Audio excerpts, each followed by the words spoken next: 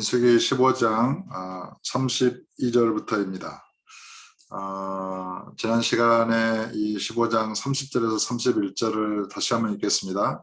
본토인이든지 타국인이든지 고의로 무엇을 범하면, 이 고의로 무엇을 범한다는 것은 어떤 의도를 가지고 자기의 의지를 사용해서 이렇게 어떤 악을 행하는 것을 말합니다. 고의로 무엇을 범하면 누구나 여호와를 비방하는 자니 그의 백성 중에서 끊어질 것이라. 그런 사람은 여호와의 말씀을 멸시하고 그의 명령을 파괴하였은즉 그의 죄악이 자기에게로 온전히 돌아가서 온전히 끊어지리라. 그러니까 완전한 죽어야 될 이런 그 죄는 고의로 이렇게 여호와의 명령을 파괴하는 죄입니다. 그것은 여호와의 말씀을 멸시하는 죄이고 그런 여호와를 비방하는 죄라고 이렇게 말하고 있습니다. 그래서 우리가 마귀나 죄의 충동을 받고 자기의 감정을 억제하지 못하고 성질을 억제하지 못해서 이렇게 죄나 악을 범할 수는 있지만 고의적으로 이렇게 알고도 고의적으로 이렇게 어떤 죄의 뜻을 거역하는 것은 상당히 어떤 인간의 차원을 벗어난 굉장히 어떤 그런 악한 것으로 이렇게 성경은 규정하고 있다는 것입니다. 이것을 신약 성경에서는 짐짓, 그러니까 죄를 범한 즉 이렇게 다시 사하는 제사가 없다. 히브리서에서는 이렇게 기록되고 있습니다.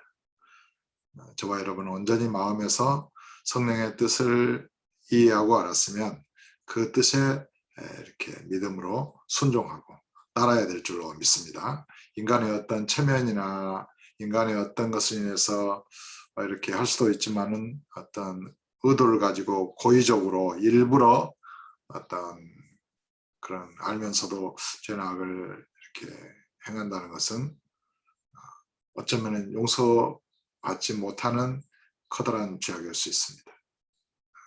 그런 용서나 이런 것은 주님의 차원에 있기 때문에 그 마음이나 생각을 이제 우리는 판단하기가 어렵잖아요. 그래서 그렇지만은 이 짐짓, 고의로 죄를 범한다는 것은 심각한 죄라는 것을 다시 한번 강조합니다. 그런 죄를 범하지 않기를 바랍니다. 15장 32절입니다. 이스라엘 자손이 광야에 거루할 때 안식일에 어떤 사람이 나무하는 것을 발견하니라. 이 안식일을 구별하여 거룩히 지키라 그랬잖아요. 근데 안식일에 어떤 사람이 나무하는 것을 발견됐습니다. 그 나무하는 자를 발견한 자들이 그를 모세와 아론과 온 회중 앞으로 끌어왔으나 어떻게 처치하는지 지시하심을 받지 못한 거로 가두었더니 여호와께서 모세에게 이르시되 그 사람을 반드시 죽일지니 온 회중이 진영 밖에서 돌로 그를 칠지니라. 안식일에 나무했다고 여호와께서는 반드시 그를 죽이라는 것입니다. 돌로 쳐서 죽이라는 것입니다. 온 회중이 곧 그를 진영 밖으로 끌어내고 돌로 그를 쳐 죽여서 여호와께서 모세에게 명령하신 대로 하니라. 이처럼 여호와의 그런 십계명 율법은 그 이스라엘이 또 모든 인류가 반드시 지켜야 되는 여호와의 법인 것입니다.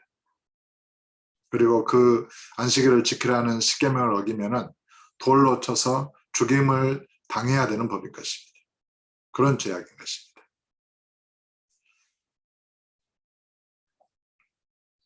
그런데 예수님께서 우리는 다 안식일을 안 지켰을 뿐만 아니라 십계명에 기록된 다른 죄악들을 범했습니다. 그래서 그 십계명 앞에서 저와 여러분은 반드시 죽임을 당해야 되는 존재였습니다. 그런데 저와 여러분을 대신해서 예수님께서 십자가에 못 박혀 죽으시고 부활하셨습니다. 그래서 그 예수를 믿음으로 십계명 앞에서 우리도 죽었고 그 십계명에 규정된 모든 여호와의 진노와 저주를 이렇게 예수님께서 대신 받으심으로 십계명은 완성되었다.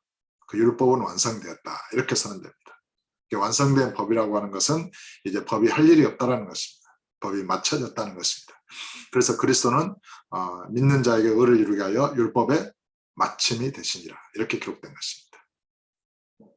근데 오늘날도 예수를 믿으면서 이 십계명을 지켜야 된다. 이렇게 이제 말을 한다면 십계명은 의롭고 옳은 법이니까 지켜야 된다. 이렇게 사람들이 많이 말하잖아요. 그러면 안식일도 지켜야 됩니다. 그러니까 안식일은 쏙 빼고 주일날로 이렇게 변경해서 지키고 다른 십계명 도덕법은 지켜야 된다. 이렇게 주장하는 것은 율법을 오히려 파괴하는 것입니다. 율법을 하나를 지켜야 된다고 주장하면 10가지를 다 지켜야 되는 것입니다. 그리고 거기에 따른 그런 저주, 어떤 그 죽음 이런 것도 다 시행 규칙도 지켜야 되는 것입니다.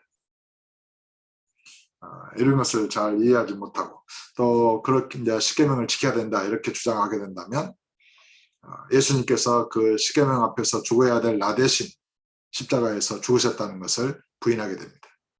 그것을 안 믿게 되면 부활의 생명으로 살 수 없게 되는 것이죠. 그래서 단순히 의롭고 선한 이 율법의 도덕법을 지켜야 하는 것이 마땅하다 이렇게 주장하는 것이 단순한 문제가 아니고 십자가의 죽음과 이렇게 연결되어 그 십자가의 죽음을 부인하는 그러한 그 중차대한 문제가 된다는 것입니다.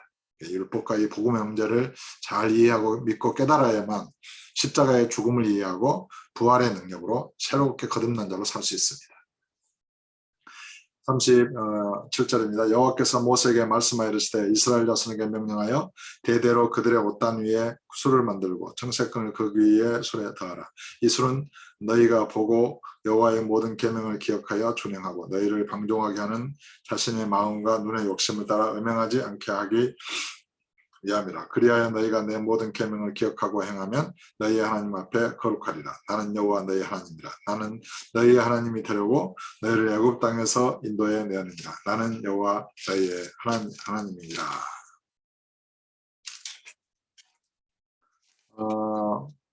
이런 그 다음에는 이제 민수기 16장인데 민수기 16장은 상당히 길어서 이렇게 내일스럽게 강의를 하겠습니다. 오늘은 짧지만은 오늘도 주님과 동행하는 믿음의 삶, 이 십계명과 복음, 율법과 복음의 관계를 한 번 더 깊이 묵상해보고 온전히 십자가의 죽음 앞에서 내가 죽음으로 법이 완성되었다는 것, 완성된 법은 이제 법이 할 일이 없이 법이 충족되었으므로 더 이상 법이 할 일이 없다는 것. 그래서 법은 맞춰졌다는 것. 그래서 예수 그리스도로 말미암아 우리는 율법에 대해서 죽임을 당한 자고 율법이 완성되었고 폐지된 것을 믿으면서 맞춰진 것을 믿으면서 이제 폐지됐다는 것을 믿는다는 것은 율법이 맞춰졌다는 것을 믿는 거예요. 그러니까 법이 이제 완전히 그 옛 법은 폐지되고 새로운 믿음의 성령의 법을 우리 안에 세우신 것입니다. 그러니까 새 언약의 법을 세우신 것이죠. 그러니까 옛 언약은 완성되고 폐지됐습니다. 그러니까 우리가 좌측 보행을 하다가 좌측 보행에 하라는 그 법을 옛 법을 폐지해야만 우측 보행을 하라는 새로운 법을 이렇게 세울 수 있잖아요. 그래서 옛 법을 폐지했다는 것이 옛 법을 무시하는 게 아니라 이제 그 법의 시효를 이렇게 시효를 중지했다. 그 법의 효력을 중지했다는 의미입니다. 폐지가. 그러므로 법은 그 예전의 율법은 예수를 구주로 믿는 저와 여러분에게 아무런 효력도 없는 것입니다. 그 십자가에 또한 그 율법을 십자가에 못 박았다 이렇게 선언합니다. 하나님이 우리 사회를 가로막고 또 화목하지 못하게 하는 이 율법은 하나님의 진노를 일으킨다고 기록되어 있는데 그 법을 십자가에 못 박았고 또 죄가 번성하고 죄가 힘을 발휘하는 그런 원천으로서 법이 작용을 하잖아요. 죄의 권능은 율법이라. 그래서 이 율법을 십자가에 못 박은 것입니다. 그것을 율법이 완성되고 폐지했다는 것을 믿어야 십자가에 못 박혔다는 것을 믿어야만 율법은 십자가에 못 박힌 거예요. 그것을 믿어야만 모든 세상의 죄가 힘을 잃고 우리는 죄를 이기는 승리의 삶을 살 수 있는 것입니다.